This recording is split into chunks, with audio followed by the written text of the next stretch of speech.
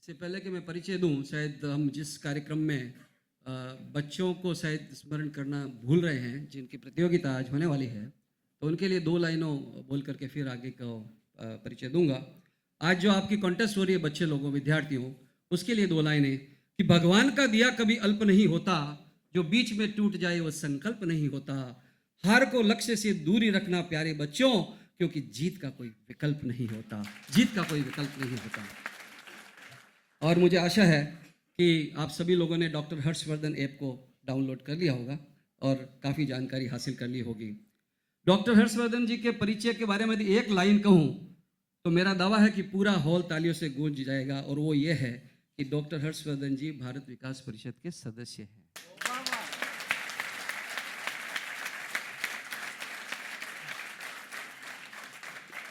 1982 से, हम तो अभी बने हैं।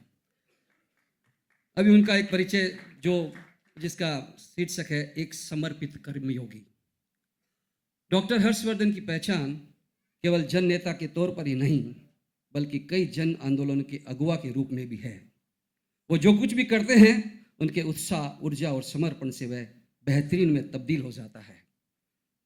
स्वास्थ्य, शिक्षा, पर्यावरण, विज्ञान एवं प्रौद्योगिकी के क्षेत्र में उन्होंने उल्लेखनीय कार्य किए हैं। केंद्र व राजधानी दिल्ली में मंत्री के रूप में उन्होंने जो भी कुछ किया है वो सर्वविदित है। व्यक्तिगत जीवन में अत्यंत सरल और कार्यस्थल में सूक्ष्म स्तर पर पारदर्शिता के समर्थक डॉक्टर वर्धन ने राष्ट्रीय स्वयंसेवक संघ विचारधारा को अपने जीवन का मंत्र बनाया और पंडित दीनदयाल उपाध्याय के एकात्म मानववाद से प्रेरणा ग्रहण की। वे हमेशा ही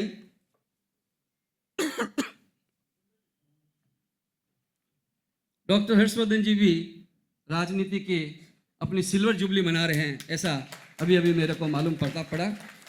जोरदार तालियां आपकी। राष्ट्रवादी उनकी रगों में है और वो निरंतर देश और देशवासियों के उत्थान के लिए प्रयत्नशील है। उन्होंने देश को पोलियो मुक्त कराने का संकल्प लिया और उस अपने लगन और अथक परिश्रम से पूरा भी किया। जोरदार तालियां। पोलियो मुक्त देश डॉक्टर हर्षवर्धन की देन। डॉक्टर हर्षवर्धन ने नई पीढ़ी को इस घातक बीमारी से बचाने के लिए सुनिश्चित किया कि पोलियो से रक्षा का संदेश देश के कोने कोने तक पहुंचे, और उसके लिए बड़े पैमाने पर जन आंदोलन चलाकर जन भागीदारी सुनिश्चित की। डॉक्टर वर्धन एक बार फिर अपनी अथक ऊर्जा के साथ पर्यावरण की रक्षा और उसके संरक्षण के लिए देशव्यापी एक विशाल आंदोलन खड़ा करने में जुटे हैं। वह चाहते हैं कि इस दिशा में देश का हर नागरिक सहयोग करे और प्रकृति माँ की रक्षा के लिए वह प्रतिदिन कम से कम पर्यावरण के लिए एक ग्रीन गुड डीड यानी कि हरित शुभ कार्य करें। ग्रीन गुड डीड ये स्लोगन है जिसकी जानकारी कुछ ही क्षणों में आपको पूरे विस्तार से दी जाएगी।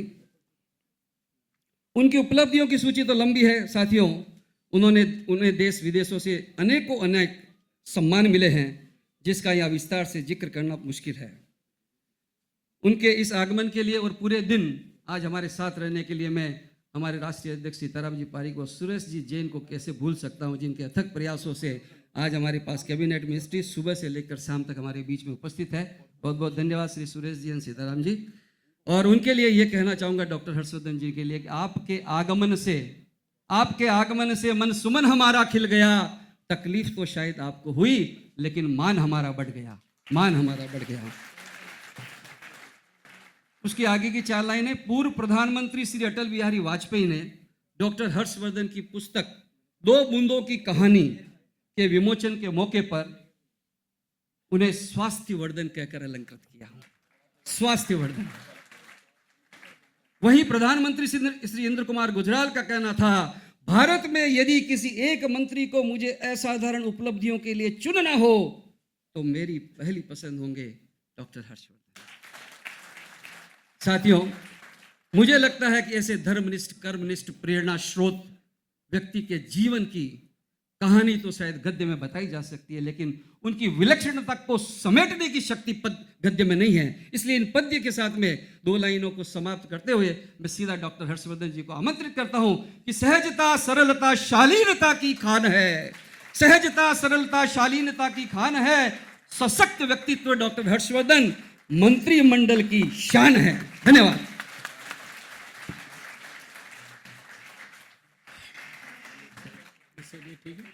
हेलो।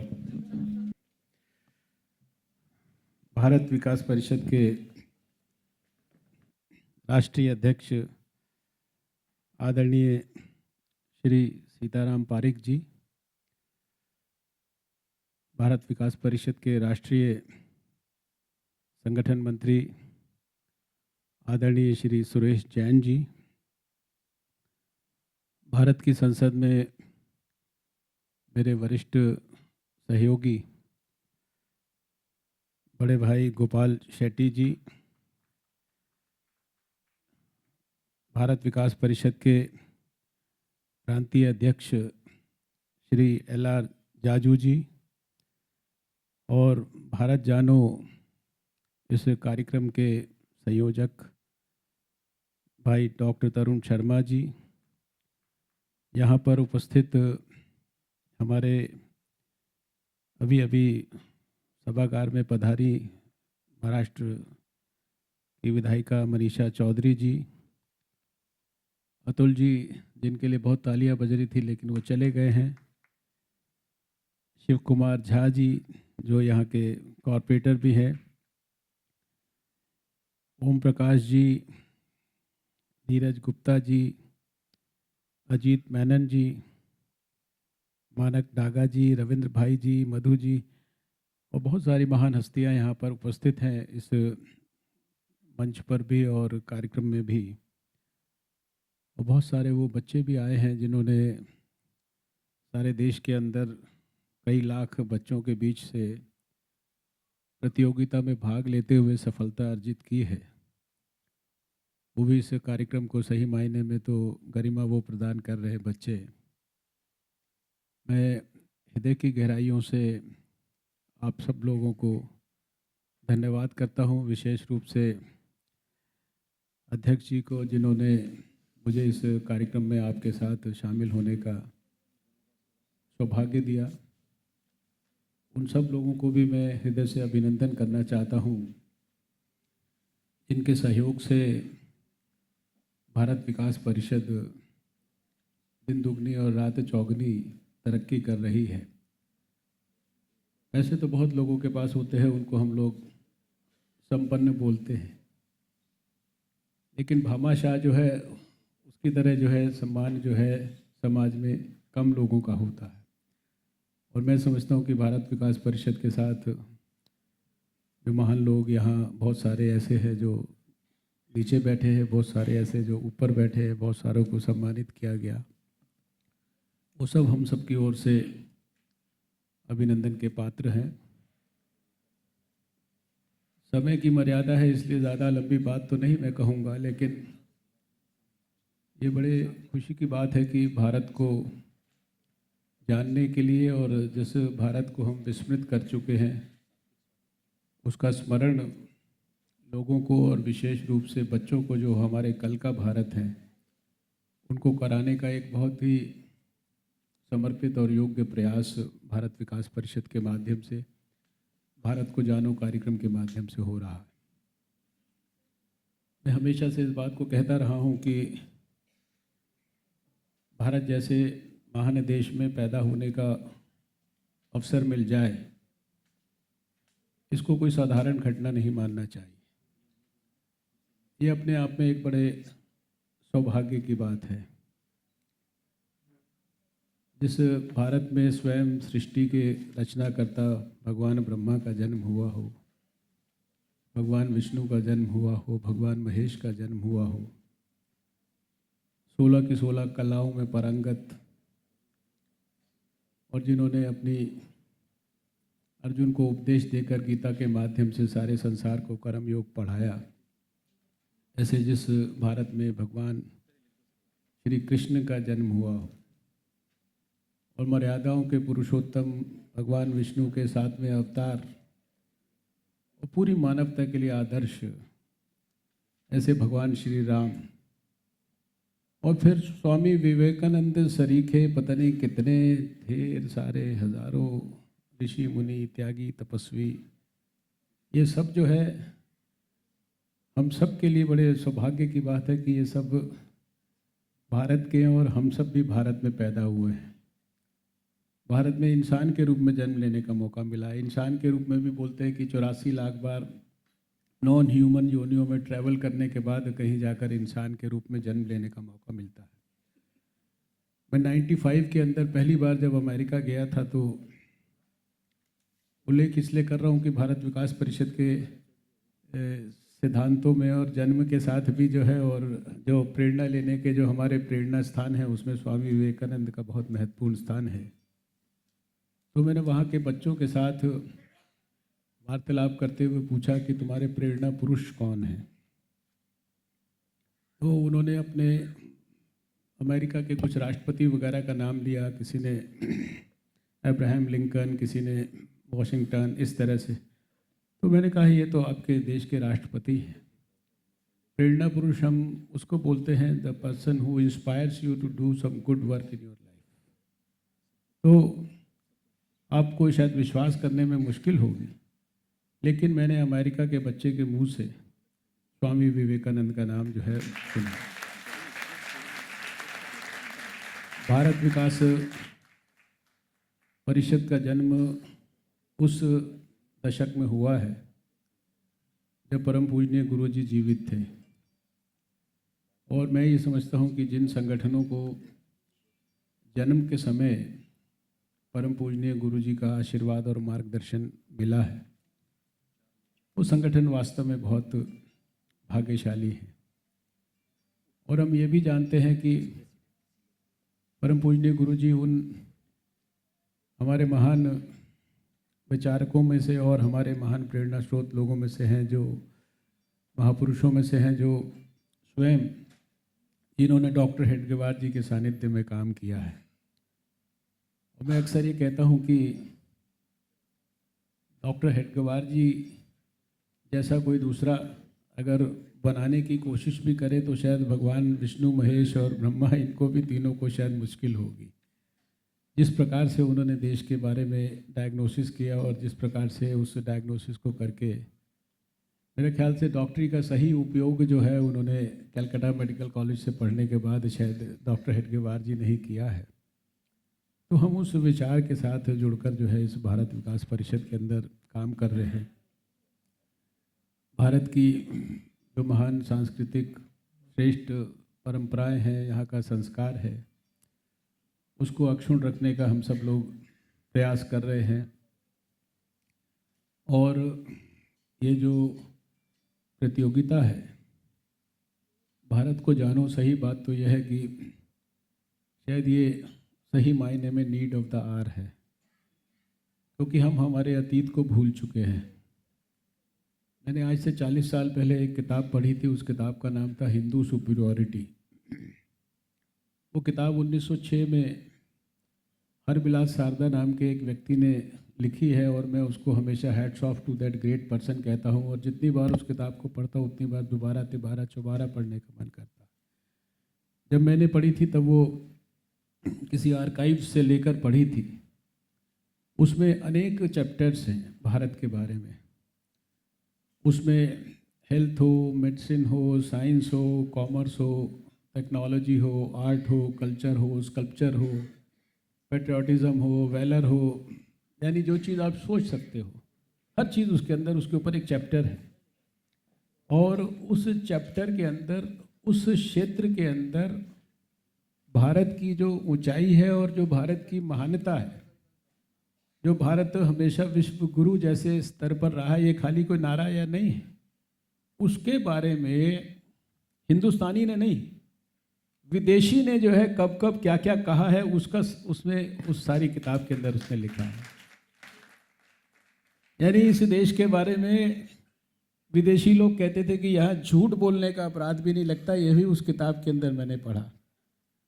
और दुनिया में महाराणा प्रताप जैसा कोई दूसरा देशभक्ति का उदाहरण नहीं है कि 26 साल तक घास की रोटी खाता रहे और देशभक्ति की भावना क्षीण ना हो, ये भी विदेशी ने कहा और ये भी मैंने उस किताब के अंदर पढ़ा। यानी हर चीज़ के बारे में, मेरी अपनी साइंस के बारे में, पहले तो मैं हेल्थ में हमेशा काम करता था तो हेल्थ के बारे में तो बहुत डिटेल में मैंने पढ़ा, फिर बाद में साइंस के बारे में भी पढ़ा। तो एक एक चीज़ के बारे में इतने विस्तार से लिखा है कि एक बाल भी जो है यहाँ भारत के अंदर जो है उसको भी फाइनेस्ट प्रिसीजन से 2 में स्प्लिट करने के लिए जो है यहाँ व्यवस्था होती थी। यहाँ ऐसे साइंटिफिक इंस्ट्रूमेंट्स होते थे। दुनिया को कितनी तरह की चीज़ें हमने सिखाई हैं। तो मैं ये समझता हूँ कि जो ये भारत विकास परिषद है, इसका ये बहुत महत्वपूर्ण जो है आप काम कर रहे हैं। और सच बात तो है कि हमारा जो संस्था का नाम ही है भारत का विकास, और भारत विकास परिषद के लिए यूँ तो आपकी यात्रा, हमारी यात्रा, मुझे भी जैसा कहा गया है कि सन 82 में मुझे PL राही जी ने मेंबर बनाया था। उस ज़माने में तो सिर्फ 250 रुपये की लाइफ मेंबरशिप होती थी। और डॉक्टर सूरज प्रकाश जी को भी बहुत नज़दीक से देखा उनने काम करते हुए, PL राही जी को बहुत वर्षों तक समर्पित तरीके से काम करते हुए देखा। तो ये जो समय है आजकल, ये असाधारण समय भारत के लिए चल रहा है, क्योंकि असाधारण योग्यता वाला, असाधारण जज्बे वाला, असाधारण समर्पण वाला, असाधारण इनोवेटिव आइडियाज़ वाला, और हम में से ही एक ऐसा भारत का अभी प्रधानमंत्री जो है नरेंद्र मोदी के रूप में हमको मिला है। ये जो वर्ष अभी गया और ये जो वर्ष अभी शुरू हुआ है, इसमें प्रधानमंत्री मोदी ने, हम जानते हैं कि हम सबसे बहुत बड़ी अपील की है।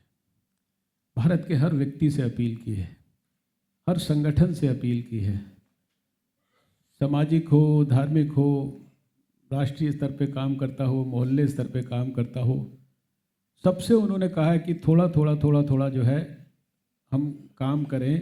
किस चीज़ के लिए? 5 साल तक, जैसे सन 42 से 47 तक भारत छोड़ो आंदोलन के बाद सबने मिलकर जो है देश के लिए काम करके भारत को आज़ादी दिलाई, तो ऐसे ही हम 5 साल के अंदर काम करके हम जो है 2022 में भारत के लोगों के लिए, 125 करोड़ लोगों के लिए एक नया भारत ऐसा डिलीवर करें जिस भारत के अंदर हर व्यक्ति के चेहरे पर खुशी हो, हर व्यक्ति का हम दुख दूर कर पाएँ, हर बच्चे के लिए पर्याप्त स्वास्थ्य की, शिक्षा की, पर्याप्त कैलोरीज़ की, खाने पीने की व्यवस्था हो, हर महिला के लिए स्वाभिमान की, बुज़ुर्ग के लिए स्वाभिमान की, नौजवान के लिए रोज़गार की, सब चीज़ों की व्यवस्था हो। और जितनी तरह की बीमारियां देश में फैल रही हैं, वो कोई आतंकवाद की हो, जातिवाद की हो, नक्सलवाद की हो, माओवाद की हो, इत्यादि इत्यादि, ये सब से भी हम मुक्त हों। लेकिन इसके साथ साथ एक और उन्होंने बात जो बड़ी महत्वपूर्ण कही, और जिसके लिए मैं इस बात का प्रत्यक्षदर्शी हूँ, क्योंकि मैं लगभग 4 स्थानों पर इसका प्रत्यक्षदर्शी हूँ। अमेरिका की सैन फ्रांसिस्को के अंदर, चीन के अंदर बीजिंग के अंदर, और अभी पिछले दिनों बॉन के अंदर जर्मनी में, और चौथा अभी रिसेंटली नैरोबी के अंदर। 4 स्थानों पर मैंने देखा कि जो प्रधानमंत्री जो आज सारी दुनिया को एनवायरनमेंट के संदर्भ में, क्लाइमेट चेंज के संदर्भ में, ग्लोबल वार्मिंग के संदर्भ में जो नेतृत्व प्रदान कर रहे हैं, और जिस प्रकार से उन्होंने अंतर्राष्ट्रीय स्तर पर इस विषय को बड़े पैमाने पर सारे दुनिया के सामने रखा है, देश के लिए बड़े बड़े एम्बिशियस उन्होंने जो ग्रीन हाउस गैसेस जिनको हम बोलते हैं, कार्बन डाइऑक्साइड समझ लीजिए, उनको कम करने का, जो ऐसी गैसेस जो खतरनाक है, जो आने वाले समय के अंदर हमारे लिए सारी तबाही का कारण बन सकती है, और जिसके कारण हमारा अपना सबका अस्तित्व भी जो है खतरे में पड़ सकता है। उसके लिए भारत को क्या करना है, उसके लिए सबसे एम्बिशियस टारगेट जो है वो नरेंद्र मोदी के नेतृत्व में भारत ने रखा, और उसको सबसे तेज़ी से हम उसको निभा भी रहे हैं। अभी आप मिशन इनोवेशन जैसी बात जो सुनते हैं, ये मिशन इनोवेशन सारे दुनिया में लोग कहते हैं ये नरेंद्र मोदी ने ये शब्द जो है पूरे दुनिया को दिया। इंटरनेशनल सोलर अलायंस जो शब्द आप सुनते हैं, तो सारे दुनिया के अंदर ऐसे देश जहाँ सूर्य देवता का जो है अच्छा खासा आशीर्वाद मिलता है, उनका अलायंस बनाकर भारत के अंदर ही उसकी शुरुआत करा दी।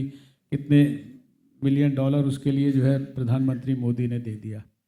और सबसे बड़ी बात जो उन्होंने कही है कि ये जो विषय है पर्यावरण से जुड़ा हुआ, ग्लोबल वार्मिंग से जुड़ा हुआ, ये विषय जो है ये टेक्निकल विषय नहीं है। बहुत सारे लोग इसको टेक्निकल तरीके से समझने की कोशिश करते हैं।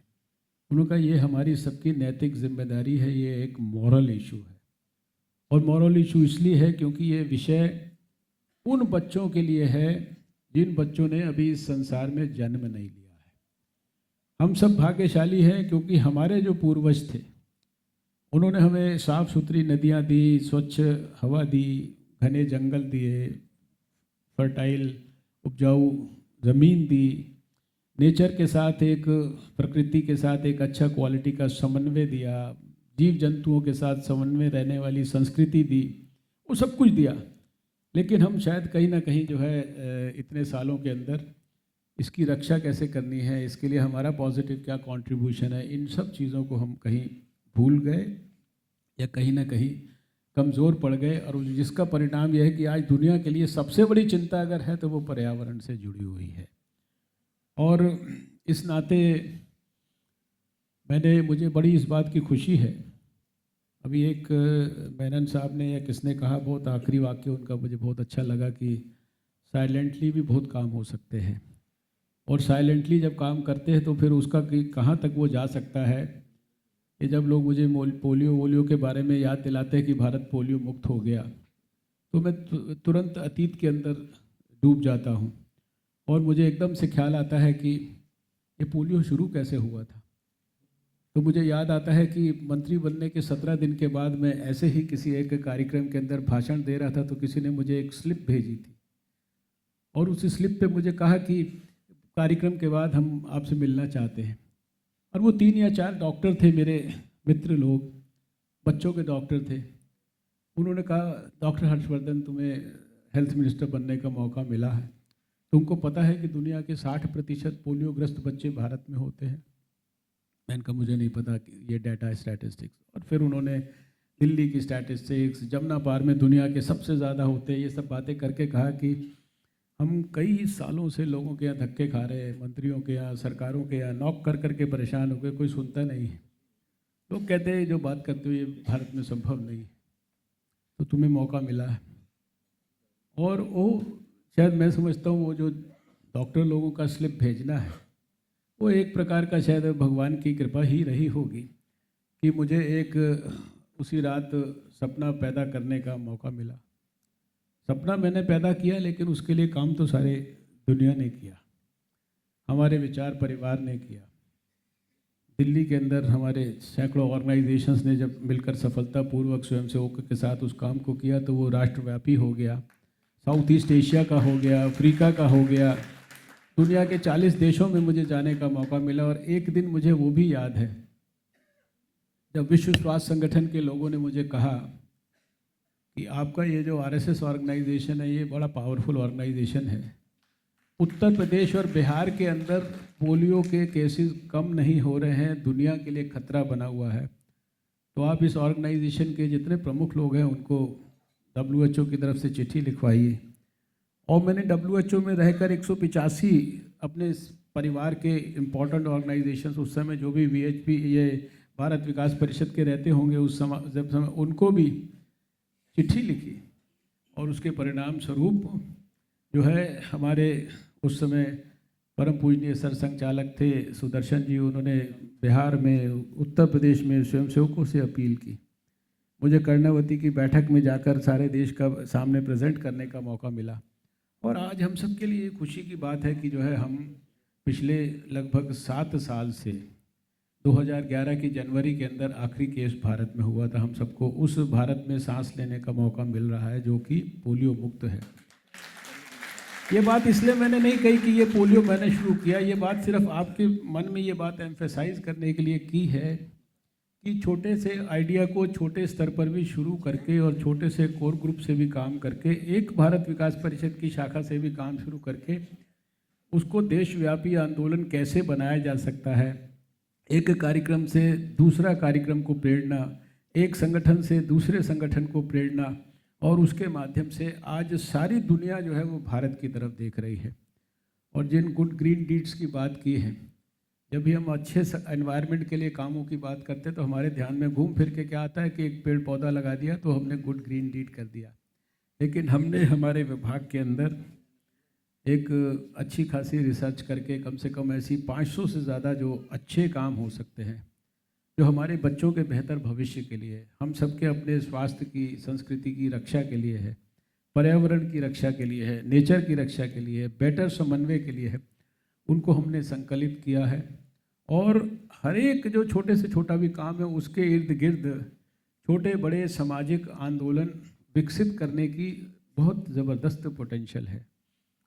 ये विषय मैंने आपके राष्ट्रीय अध्यक्ष जी से चर्चा किया था, सुरेश जी से चर्चा किया। सुरेश जी को हम लोग एक कम से कम दिल्ली के हम लोग स्वयंसेवक है 30-35 साल से जानते हैं। बहुत ही वो डायनामिज्म से काम करते हैं, जो भी मन में विचार उनको समझ में आ जाए तो फिर उसके पीछे वो लग जाते हैं। बहुत सालों से हम देख रहे हैं। तो आपके अध्यक्ष ने, आपके संगठन मंत्री, उनको लगा कि ये भारत विकास परिषद का कार्यक्रम है, और मुझे लगता है सही मायने में ये कार्यक्रम है भी आपका जो है।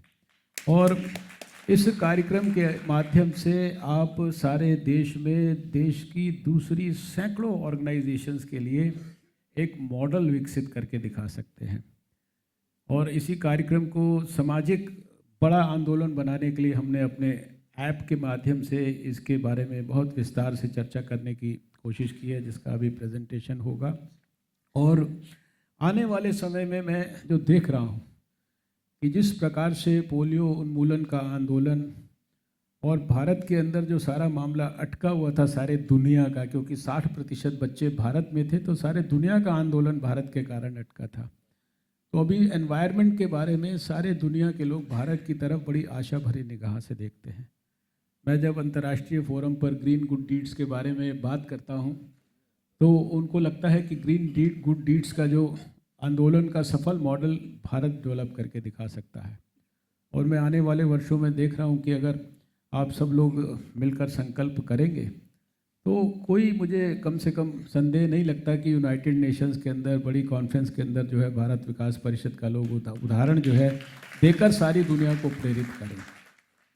तो आज मैंने बुलाया तो आपने भारत को जानने के लिए था, लेकिन मुझे लगा कि भारत को उसकी भारत की रक्षा भी करनी है और प्रधानमंत्री मोदी के संकल्प के अनुरूप न्यू इंडिया भी बनाना है। और वो न्यू इंडिया जो है वो जब तक एनवायरनमेंट ठीक नहीं होगा तो वो न्यू इंडिया नहीं कहला सकता। इसलिए बहुत इच्छा और अपेक्षा के साथ मैं आज के इस कार्यक्रम में आपसे ये अपील करता हूँ कि आप भारत की बेहतरी के लिए, अपने बच्चों की रक्षा के लिए इस आंदोलन के साथ बड़े पैमाने पर जुड़ें। आपके पास योग्यता भी है, समय भी है, सक्षम भी आप हैं और जज्बा भी है। और मुझे लगता है कि ये कार्यक्रम जो है वो बोनस के रूप में लोगों को जोड़कर आपकी मेंबरशिप को भी बहुत बड़े पैमाने पर बढ़ाने का इसके अंदर पोटेंशियल है। मैं आज के इस अवसर पर आप सबको हृदय की गहराइयों से बहुत बहुत बधाई देता हूँ। समय की मर्यादा है, मैं तो आप जानते हो कि वैसे 60 मिनट से पहले कभी माइक नीचे रखता नहीं, लेकिन मेरी समस्या ये है कि आज का जो असली कार्यक्रम है वो बच्चों का कार्यक्रम है और अभी थोड़ी देर का एक प्रेजेंटेशन भी है, इसलिए मैं उस मर्यादा को ब्रेक नहीं करना चाहता। आप सबने धैर्यपूर्वक मेरी बात सुनी है, इसके लिए मैं हृदय की गहराइयों से आप सबका धन्यवाद करता हूं और अपने प्रधानमंत्री नरेंद्र मोदी जी की भी आप सबको शुभकामनाएं देता हूं। नमस्कार, जय हिंद, भारत माता की जय।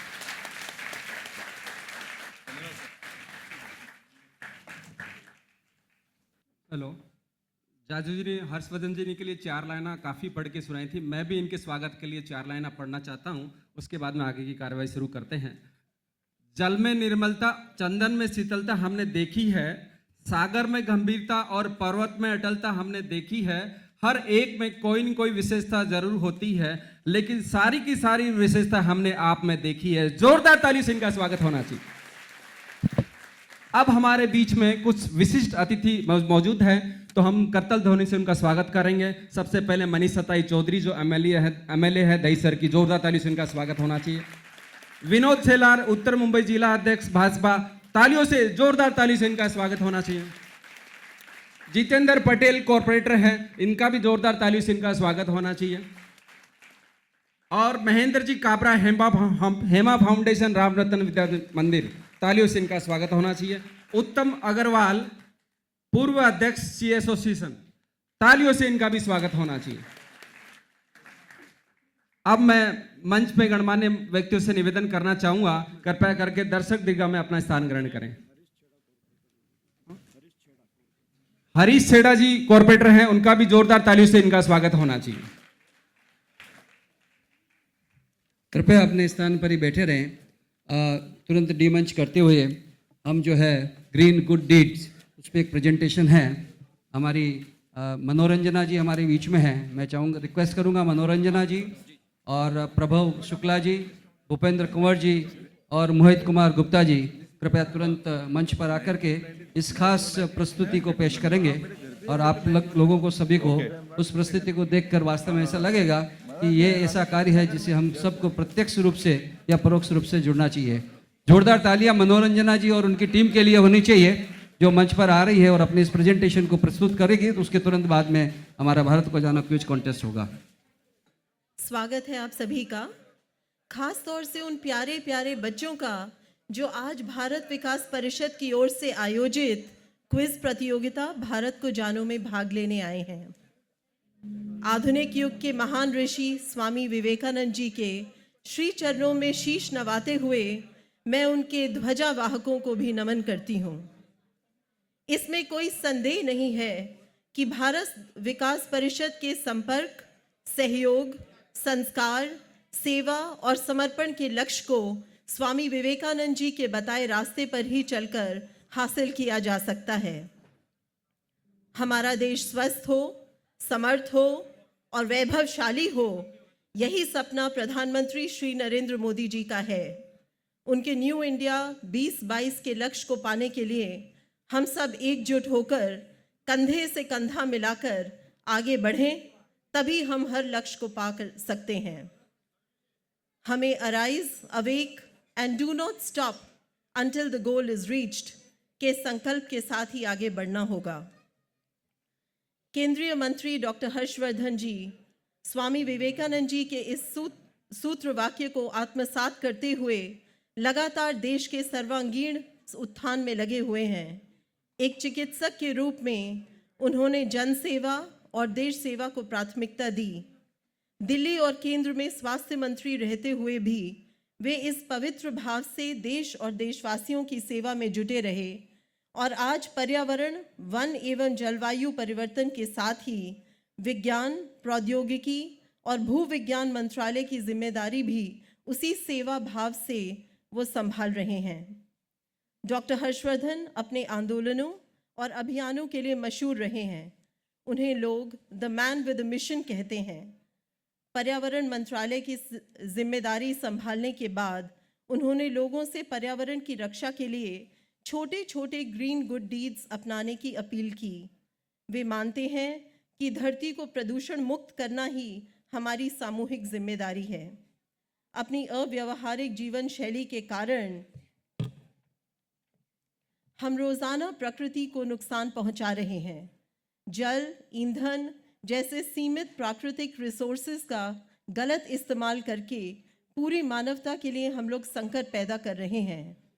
हम प्रकृति के साथ सामंजस्य बिठाकर अनुकूल जीवन शैली अपनाकर इस संकट को कम कर सकते हैं, इस प्रदूषण को खत्म कर सकते हैं। इसी उद्देश्य से डॉक्टर हर्षवर्धन ने एक मोबाइल एप्लीकेशन को डेवलप करवाया है।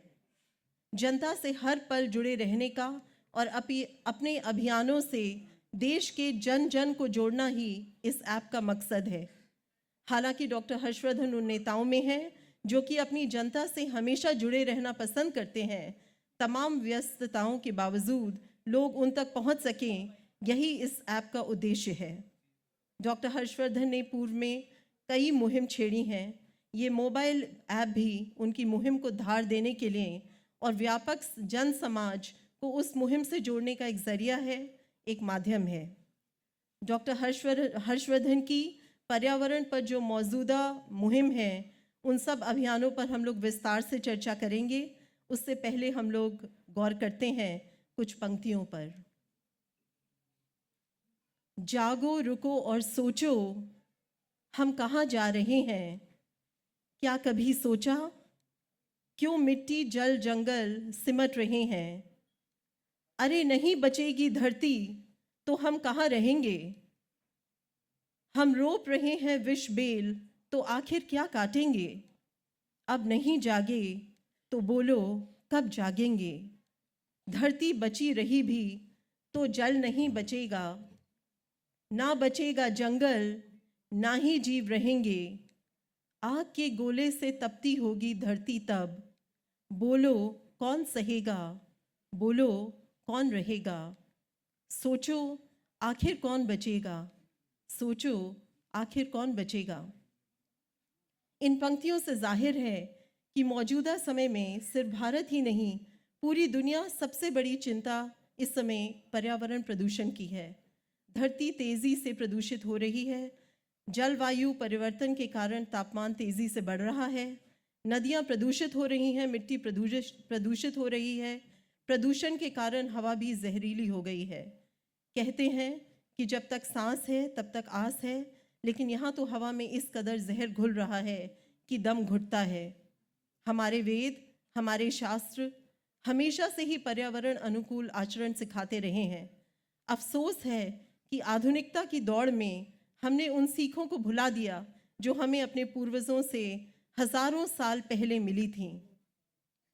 ऋग्वेद में कहा गया है, पृथ्वी पू च उर्वी भव, अर्थात समग्र पृथ्वी संपूर्ण परिवेश परिशुद्ध रहे, नदी पर्वत वन उपवन सब स्वच्छ रहें, गांव नगर सबको विस्तृत और उत्तम परिसर प्राप्त हो, तभी जीवन का सम्यक विकास हो सकेगा। उसी प्रकार मत्स्य पुराण में वृक्ष के महत्व को स्वीकार करते हुए कहा गया, दश कूप समावापी, दश वापी समोहद्र, दश हद समह पुत्रो, दश पुत्रो समो द्रुमः।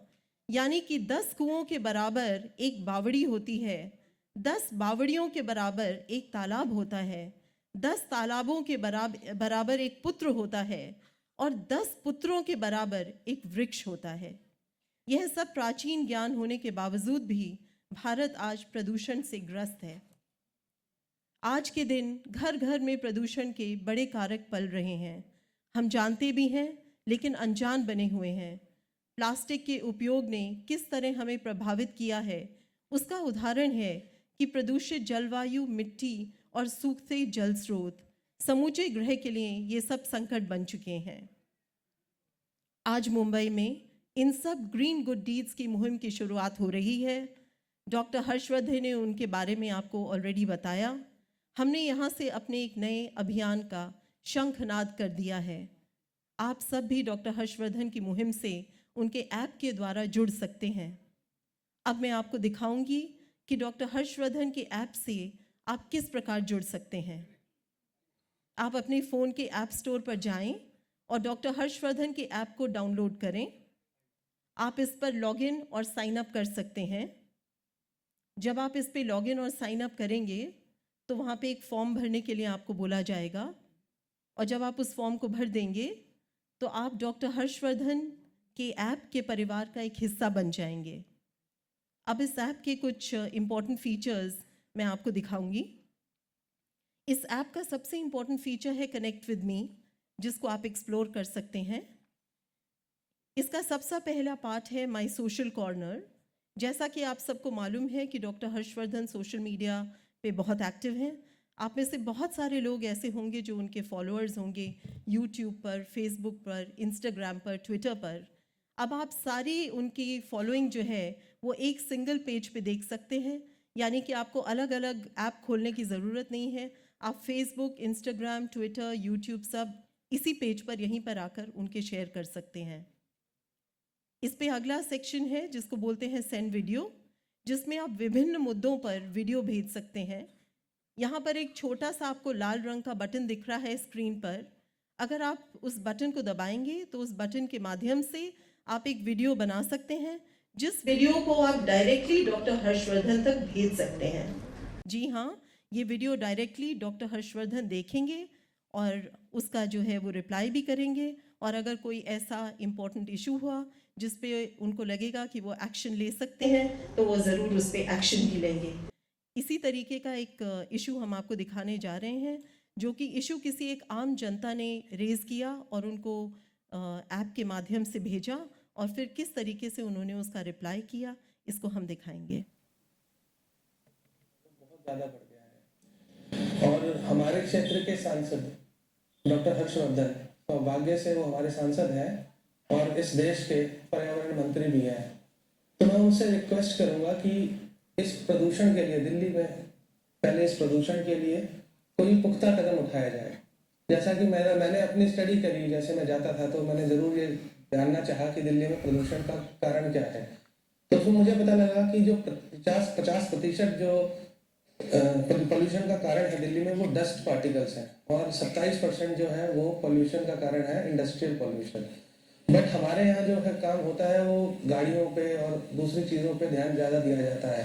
तो मेरा निवेदन ये रहेगा कि जो डस्ट पार्टिकल्स हैं जिससे हम करीब 50% पोल्यूशन कम कर सकते हैं, सबसे पहले उसके लिए कुछ किया जाए और उसके बाद जो भी इंडस्ट्रियल पोल्यूशन है बाकी चीज़ें हैं उसके तहत जो धीरे धीरे कदम उठाने हैं वो उठाए जाए। परंतु डस्ट पार्टिकल्स के लिए ज़रूर कुछ ना कुछ कदम मैं रिक्वेस्ट करूँगा डॉक्टर हर्षवर्धन से कि वो उठाएं।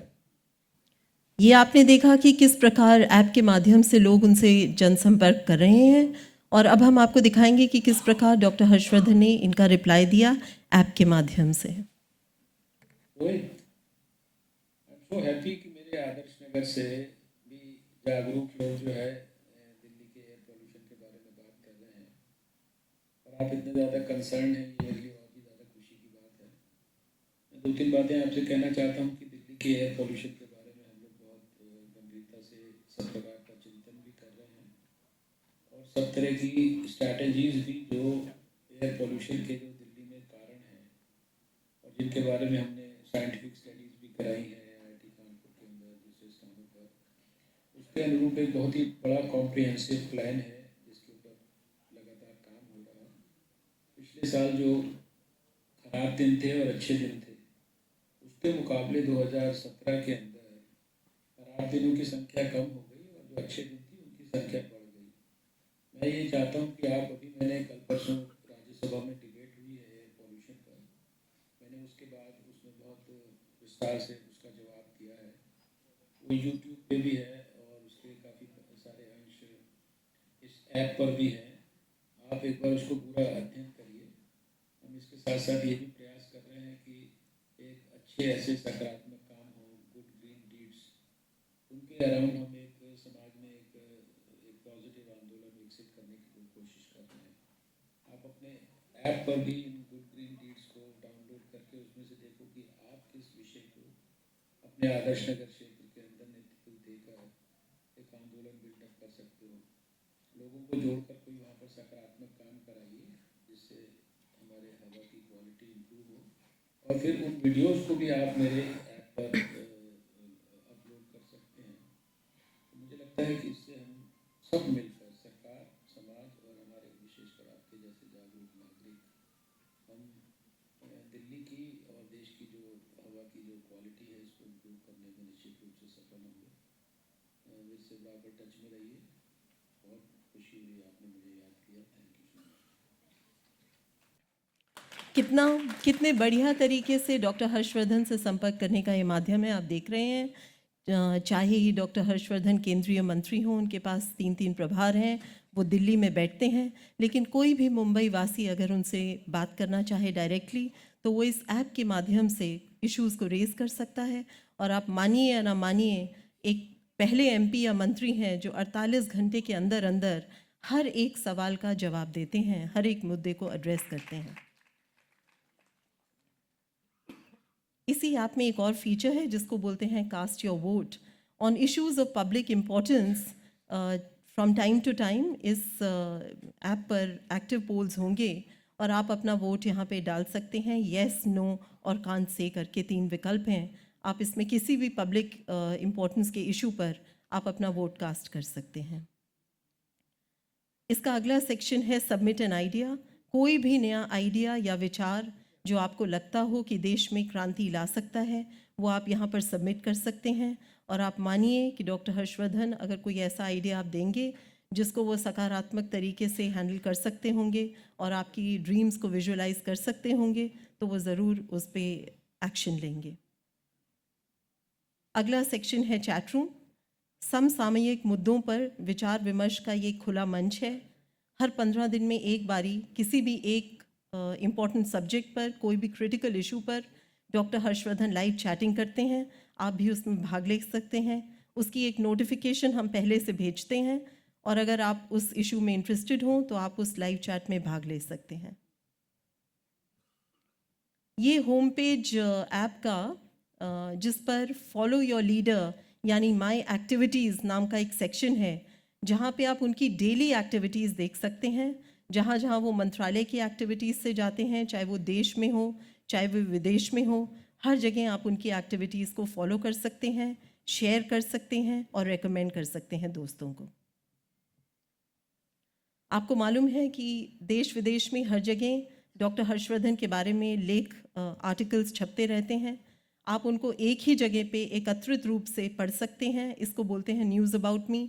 यहाँ पे दिन भर में जितनी न्यूज़ छपती है उनके 3 डिपार्टमेंट्स के बारे में और पर्सनली उनके बारे में, जो उनकी इंटरव्यूज़ हैं, जो उनके टेलीविज़न इंटरव्यूज़ हैं, वो सब इस सेक्शन में मिलते हैं, न्यूज़ अबाउट मी।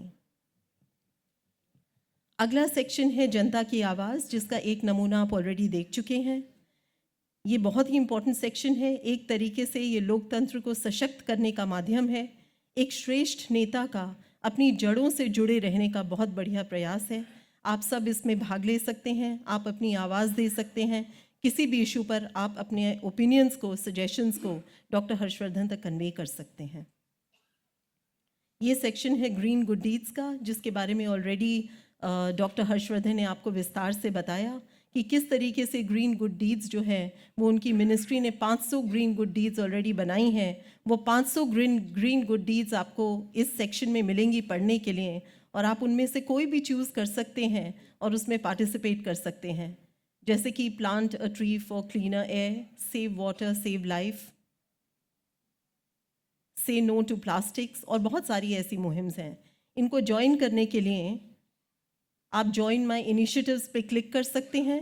यहाँ पे उनकी जितनी ऑनगोइंग सोशल कैंपेन्स हैं उनमें आप जॉइन एज वॉलंटियर का फॉर्म भर सकते हैं, और अगर आप ये फॉर्म भरते हैं तो आप सबमिट करके उस फॉर्म को आपको एक बैक एंड टीम कांटेक्ट करेगी और आपको उन मुहिम के बारे में बताएगी जहाँ पे आप एज वॉलंटियर ज्वाइन कर सकते हैं। एक ये अगला सेक्शन बहुत इंटरेस्टिंग है, इसको बोलते हैं गुड समैरिटन्स। इस सेक्शन में समाज के लिए समर्पित लोगों के सेवा कार्यों को हाईलाइट किया जाता है। जो लोग निस्वार्थ भाव से देश की सेवा करते हैं उनको यहाँ पे हाईलाइट किया जाता है, उनके बारे में बताया जाता है। अगला सेक्शन है my vision.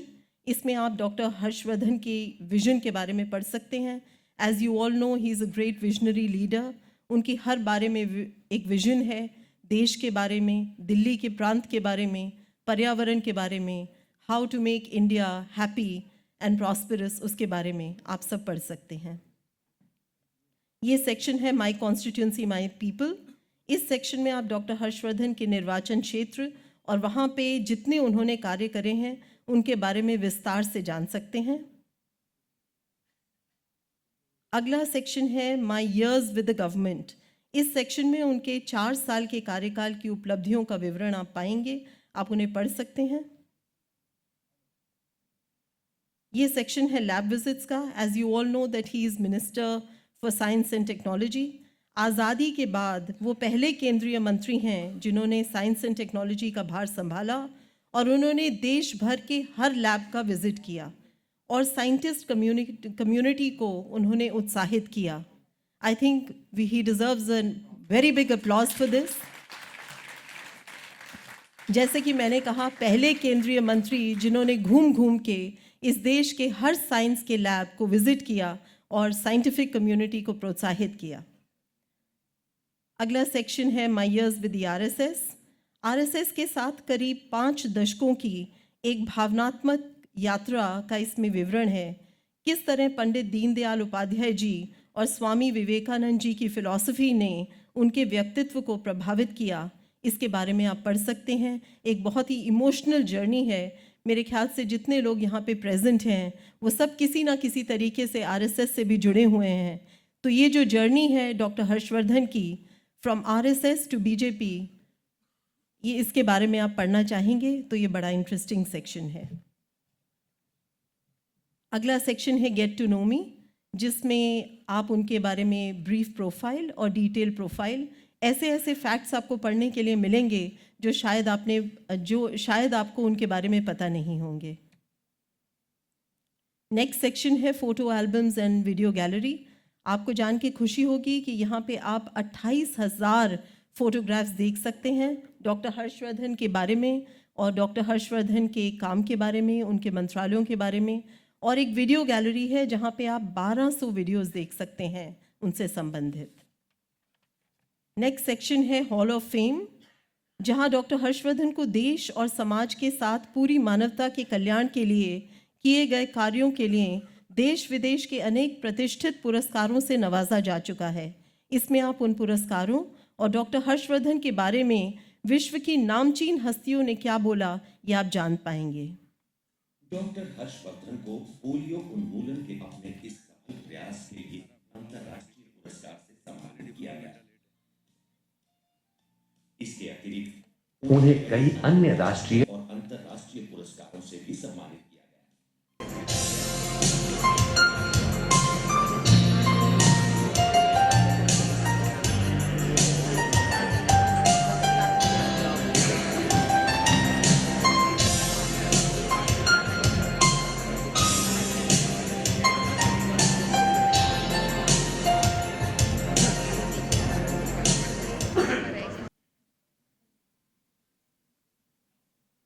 Joint politics, the laudable objective of using his considerable medical knowledge and experience for serving the common man. I think that Dr. Harshvardhan richly deserves this award for his distinguished contribution towards society's swasthya balan. Harshvardhan has swasthya, that is promotion of health and well-being. As President of Delhi Medical Association and as Minister of Health and Family Welfare of Delhi, he took a strong personal interest in all major public health causes. I still remember his able leadership of the campaign against dengue fever, which had in Delhi a few years ago. He has played a pioneering role in the highly successful pulse polio campaign. Only yesterday we conducted the last of scheduled national immunization days for the eradication of polio. As all of us know, this has been the biggest exercise, mass mobilization for a public health cause. Only a few other events, such as our general elections or the Mahakumbh, surpass this campaign in skill or enthusiasm. As Health Minister of Delhi, Dr. Harshvardhan persuaded the Delhi government to accept the change of starting a pulse polio program within Delhi, much before this program was launched nationally. Even after ceasing to be a minister, he has been actively associated with this campaign with remarkable single-mindedness. I am happy that he is assisting the WHO in polio eradication work not only in India but also for the entire world. By honoring Dr. Harshvardhan, we are not only honoring an individual but also highlighting the importance of such national health initiatives. अपने समाज के इस उद्यमशीलता के उसके सूझबूझ के उस सूझबूझ उद्यमशीलता को जगाने के प्रयत्नों की कहानी है और इसलिए हमारे लिए अत्यंत महत्वपूर्ण कहानी। ये दो गुण की कहानी इस दृष्टि से अत्यंत महत्वपूर्ण कहानी है। मुझे पता नहीं था, आज डॉक्टर हर्षवर्धन ने बताया तो पता चला कि सोहन सिंह जी ने और कहा कि ये गलत होना चाहिए। स्वाभाविक एक स्वयंसेवक के मन में जैसा विचार आना चाहिए वैसा ही विचार उनके मन में आया, उन्होंने बताया। तो आया होगा इसलिए नहीं कि डॉक्टर हर्षवर्धन का किया हुआ काम, इसलिए आया कि ये कहानी प्रेरणा है। ये कहानी आने वाले दिनों में हमारा मार्गदर्शक प्रकाश बनने वाली कहानी है और इसलिए मुझे अत्यंत हर्ष होता है कि इस सारे पोलियो अभियान का आज तक का अनुभव एक पुस्तक रूप में ग्रथित हो गया। लोग उसको पढ़ सकते हैं, पढ़कर समझ सकते हैं, समझकर कुछ बोध ले सकते हैं। इस एक बोध की आज अपने समाज में सर्वत्र आवश्यकता है कि हम सब लोग अपने भेदों स्वार्थों को भूलकर देश के लिए कुछ करने के लिए तैयार हो जाते हैं तब हम नहीं कर सकते ऐसा इस दुनिया में कोई काम नहीं। और इसलिए मुझे बड़ा हर्ष हो रहा है और मैं हृदय से धन्यवाद करता हूँ। I think if anybody can be given an award in India for being the best health minister, I would give it to him. I remember he talking about this program years ago when I was attending that function. His vision goes far beyond. He is the only health minister in India who has undertaken the program about tobacco use, smoking and all. जैसे कि आपने देखा कि doctor Harshvardhan has been always a man with a mission. He has launched many missions and this time he has launched the green good deeds mission.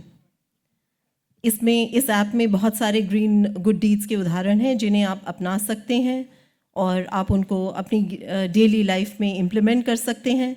और इनको अपनाकर ना केवल आप पर्यावरण और धरती की रक्षा करेंगे बल्कि पूरी दुनिया को एक गंभीर खतरे से निपटने में मदद करेंगे. पर्यावरण प्रदूषण से निपटने की जिम्मेदारी महज सरकार की नहीं है, यह तो जन जन की जिम्मेदारी है. ऐसे घोर संकट में भारत विकास परिषद जैसी महान संस्था की जिम्मेदारी और भी बढ़ जाती है. यह हमारी सामूहिक ही नहीं नैतिक जिम्मेदारी भी है. डॉक्टर हर्षवर्धन के ऐप से आप लोग सब जुड़ें, एक स्वस्थ, सशक्त और समृद्ध भारत बनाने की इस मुहिम से जुड़ें और जन जन को जोड़ें. यही हमारी आपसे प्रार्थना है, यही हमारी इच्छा है. बहुत बहुत धन्यवाद. जय हिंद.